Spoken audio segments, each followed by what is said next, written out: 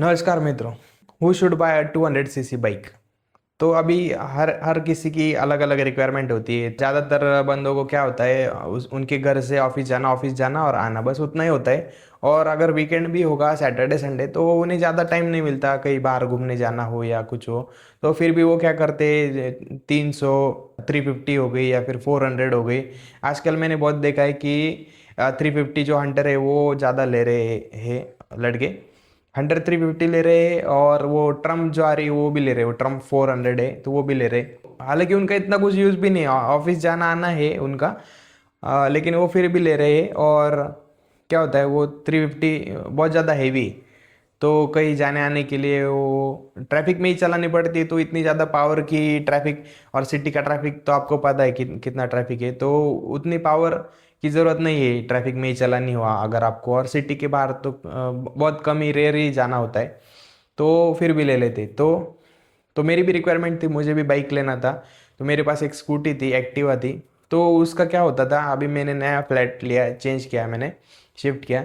तो वहाँ पे स्लो पे एक पहाड़ चढ़ना पड़ता है। अप हिल है और डाउन हिल है, आते समय वहाँ से डाउन हिल है।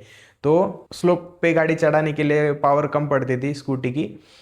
तो इसीलिए मुझे बाइक चाहिए थी। और डाउन हिल पे जब मैं वापस आने के लिए, जो डाउन हिल है, तो वहाँ पे बहुत ज़्यादा स्पीड ब्रेकर लगाए हैं सोसाइटी वालों ने उस रास्ते पे। तो बहुत ज़्यादा मेरी पीठ दर्द करती थी भाई, क्योंकि इतने ज़्यादा डबल डबल स्पीड ब्रेकर लगा के रखे, एक के बाद एक ऐसा तुरंत लगा के रखा है। और जो डाउन हिल पे जो स्कूटी जब चलती है तो वो रुकने का नाम ही नहीं लेती। वो बिना कुछ रेस दिए वो 60 के स्पीड पे जाती है। तो 60 के स्पीड पे वो जाती है, और तुरंत अगर स्पीड ब्रेकर आए तो कैसे रुकेगी। तो दोनों के ब्रेक दोनों मैं एकदम टाइट खींच के रखता था, लेकिन फिर भी स्पीड कम नहीं होता था। तो जितना, तो स्पीड तो ज़्यादा रहता था, और वो बम भी ज़्यादा करती थी स्पीड ब्रेकर पे। और पूरा का पूरा शॉक मेरी पीठ के ऊपर आता था। और पूरी पूरी गाड़ी ऐसी उछलती थी। तो उसके आगे का जो शॉकअप है वो ख़राब हो चुका है मेरे एक्टिवा का, क्योंकि 6 7 साल हो गए गाड़ी को। तो उसे या तो ऑयल चेंज करना पड़ेगा, या फिर शॉकअप ही पूरा चेंज करना पड़ेगा। तो 7 साढ़े 7 हज़ार का खर्चा है उस पर। वो शायद एक एक शॉकअप का है या दो का है, वो भी पता नहीं। तो ज़्यादा भी हो सकता है खर्चा। तो इसीलिए मैं एकदम इरिटेट हो गया था मैं वो स्कूटी से। तो जाने आने के लिए बहुत ज़्यादा तकलीफ होती थी। और क्या होता था, जो बाकी के भी जो रास्ते हैं, तो वहाँ पे बहुत जगह पे गड्ढे। तो ऐसे छोटे छोटे गड्ढे, या फिर ऐसा सडनली एकदम ऐसा ऊंचा ऊंचा कूचा आ जाएगा रास्ते के बीच में। तो बहुत पूरा ऐसा स्कैन करके चलना पड़ता था, एकदम पूरा 10 10 या 15 मीटर तक, कि हाँ यहाँ से ऐसी लेनी पड़ेगी, वहाँ से वहाँ डालनी पड़ेगी, वहाँ गड्ढा है तो गड्ढे की बाजू में से उसको बाईपास करना पड़ेगा। तो ये पूरा स्कैन करके चलाना पड़ता था। तो बहुत सोचना पड़ता था, क्योंकि गाड़ी का टायर बहुत छोटा है। वैसे तो टायर 12 इंच का है आगे का टायर मेरे गाड़ी का, पीछे वाला छोटा है 10 इंच का। लेकिन पूरा शॉक शॉक को एब्जॉर्ब नहीं करती थी, पूरा दन का मुझे लगता था वो जो बम्प है, तो वो पूरा मुझे लगता था। तो इसलिए बहुत इरिटेट हो जाता था मैं, फ्रस्ट्रेट हो जाता था ये छोटे छोटे बम्स जो आते हैं उनके ऊपर से गाड़ी लेने के टाइम। तो इसलिए मुझे नई गाड़ी लेनी थी। पहले से पसंद थी ड्यूक। तो लुक्स वाइज तो अच्छी थी, लेकिन उसमें पावर भी है। और मैंने देखा कि सारे फीचर उसके प्रीमियम है एकदम। एक तो शॉकअप ले लो, शॉकअप भी प्रीमियम है। ब्रेक्स ले लो, ब्रेक्स भी प्रीमियम है। और लुक्स तो सबसे प्रीमियम है ही। और इंजन भी बहुत अच्छा है। तो इंजन इंजन जो ड्यूक में है वही वही वो बजाज वाले जो पल्सर वगैरह, ये तो वो सेम सेम ही इंजन यूज़ करते हैं। अभी डोमिनर का भी हो गया, वो भी सेम ही इंजन है शायद, जो KTM वाला इंजन है वो। तो पल्सर NS 200 या फिर NS 400, तो उनका सेम इंजन है जो ड्यूक वाला है वो। तो लेकिन प्रीमियमनेस ड्यूक में है। तो इसीलिए मुझे ड्यूक लेनी थी, तो मैंने ड्यूक ले ली। ड्यूक का मेरा एक्सपीरियंस ऐसा है कि उसका पिकअप तो बहुत अच्छा है, बहुत बड़ा है उसका पिकअप। थोड़ा भी दिया, थोड़ा भी रेस दिया तो बहुत बहुत ज़्यादा स्पीडली भागती है, और ओवरटेकिंग वगैरह अच्छे से करती है। और इतना ज़्यादा सीसी भी नहीं कि बहुत ज़्यादा पेट्रोल खा जाए। तो 200 सीसी है, ठीक है। इतना ज़्यादा भी नहीं। मैं तो 250 ले रहा था। तो मुझे पहले पता नहीं था, तो मुझे बस ड्यूक लेनी थी, इसलिए मैं 250 लेने वाला था। लेकिन वो बहुत पुरानी थी वो बाइक जो मैं ले रहा था, क्योंकि मैं सेकेंड हैंड ले रहा था। तो बहुत यूज़ की हुई थी, 5 5 साल यूज़ की हुई थी। तो मैं लेने से पहले किसी और ने ले ली वो, तो वो चली गई, सेल आउट हो गई वो। और ये थी, तो इसको मैंने, ये मुझे अच्छी लगी 200, क्योंकि ये ज़्यादा यूज़ भी की नहीं थी, 2 साल यूज़ की थी। तो मैंने उसे टोकन अमाउंट दे दिया एडवांस में। और बुक करके रखी। तो फिर बाद में मैंने वो ले ली पूरी। तो इस प्रकार मैंने ड्यूक ले ली और उसके बाद मैं अभी ड्यूक ही चलाता हूँ। मैं अभी एक्टिवा चलाने के लिए मैं बहुत इरिटेट हो जाता हूँ और फ्रस्ट्रेट हो जाता हूँ, क्योंकि वो जो बम्प आते हैं वो स्पीड ब्रेकर के, और जो उसके आगे का भी जो रास्ता है तो बहुत ही खड्डे होते हैं रास्ते में। तो इसीलिए पूरा अगर ऐसा सीधा रास्ता जाना हो तो सीधा, अगर खड्डा हो तो ऐसा पूरा घुमा के फिर ऐसा ले जाना पड़ता है एक्टिवा को।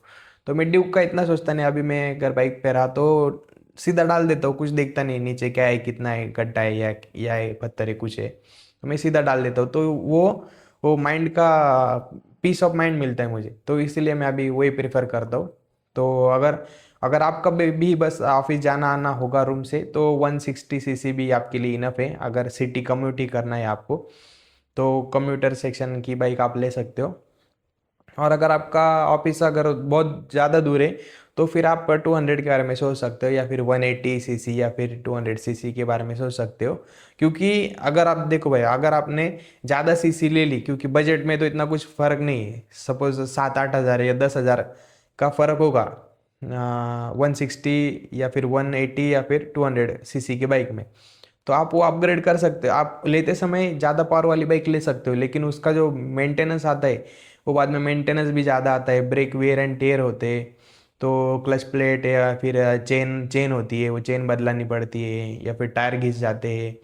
तो डिस्क ब्रेक का जो ब्रेक ब्रेक का ये होता है, ब्रेक पैड्स होते हैं वो बदलाने पड़ते हैं, चेन लूप कराना पड़ता है। तो बहुत ज़्यादा मेंटेनेंस का काम होता है, पेट्रोल भी ज़्यादा लगता है। अगर आप सोचोगे कि हाँ अगर ये 30 देगी तो ये 28 देगी या फिर 27 देगी, तो ठीक है 2-3 किलोमीटर से क्या हो जाने वाला है। लेकिन 2-3 किलोमीटर हर 1 लीटर पे कम हो रहे हैं आपके, तो सोचो आपके 4-5 सालों में कितने किलोमीटर कम हो गए। तो 250-300 किलोमीटर तो आपकी कम हो जाएगी रनिंग में, तो उतना ज़्यादा आपको पेट्रोल भराना पड़ेगा।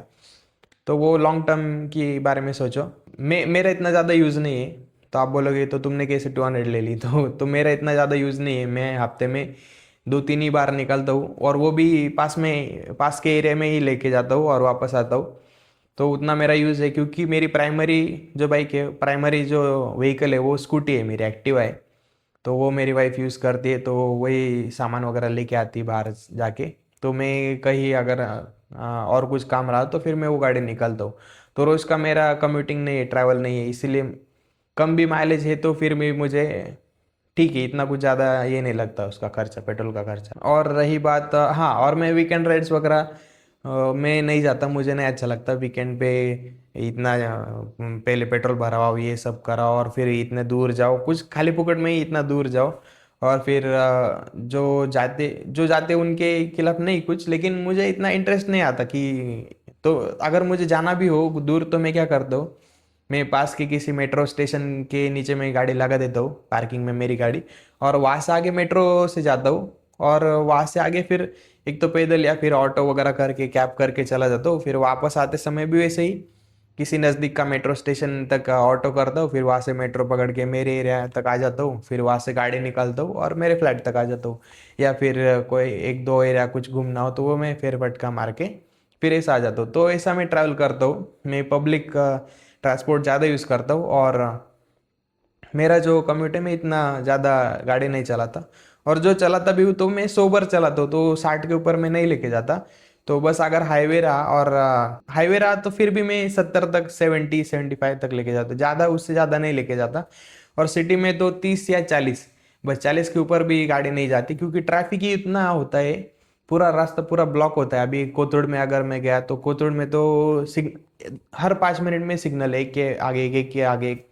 तो उसमें चलाना ही बस दूसरे तीसरे गियर पे चलानी पड़ती है गाड़ी, और 30 से 40 के बीच में चलानी पड़ती है।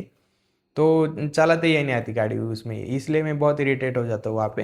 तो इसलिए अगर आपका पावर रिक्वायरमेंट कम हो तो कम सीसी वाला बाइक का चुने। अगर आपको मोस्टली सिटी या ट्रैफिक में चलानी हो तो आप दूसरे या तीसरे गियर में ही बस चला पाओगे, चौथा पांचवा गियर तो यूज में ही नहीं आएगा आपके 70-80% जो आपका ट्रैवल है उसमें।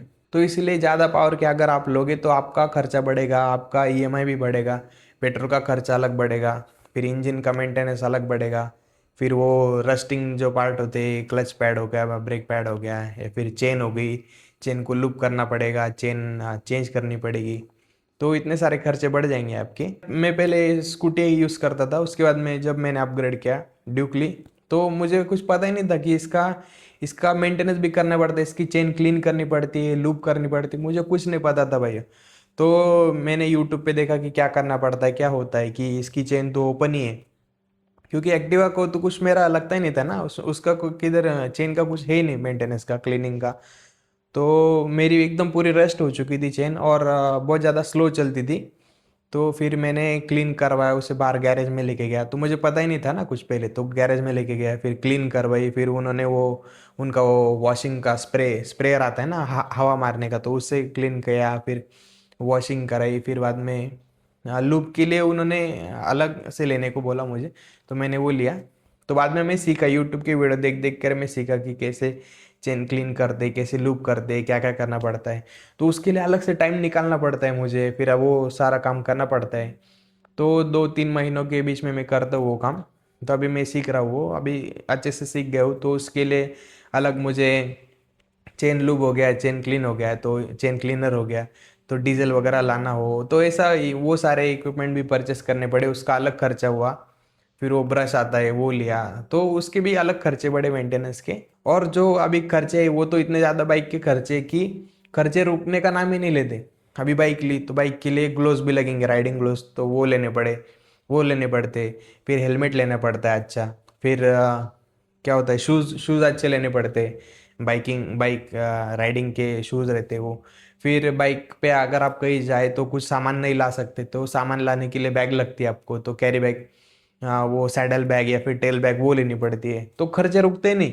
फिर वो एसेसरीज आती है बाइक की, उसके जो साइड के पैनल है, उसको प्रोटेक्शन के लिए साइड के ये आते हैं कुछ तो भी, रैक बोलते हैं शायद उसको, प्रोटेक्शन किट आता है, वो साइड पैनल का प्रोटेक्शन किट वो लेना पड़ता है। वो तो बहुत ही महंगा आता है, वो मेटल के रॉड होते हैं और उसके बाजू में ऐसा रबर का पैडिंग होता है, तो वो भी बहुत महंगा आता है। तो खर्चे रुकते नहीं, अगर आपने बाइक ले लिया और आपको लगा हाँ अभी बाइक ले ली तो हो गया, तो ऐसा नहीं, तो वहाँ से आपकी जर्नी चालू होगी खर्चा करने की। तो हर हर किसी पड़ाव पे आपको हेलमेट लेना पड़ेगा, ग्लोव्स लेने पड़ेंगे। अगर आप शौकीन हो तो जैकेट भी ले सकते हो प्रोटेक्शन के लिए, वो नी नी सपोर्ट आता है, नी प्रोटेक्शन का, तो वो गार्ड आता है अपने घुटनों पे लगाने वाला, तो वो लेना पड़ेगा। तो ऐसा खर्चे बढ़ते जाते हैं भाई। अगर आपको वीडियो अच्छा लगा होगा, कुछ नया सीखने को मिला होगा, तो लाइक कीजिए, और मिलते हैं अगली वीडियो में।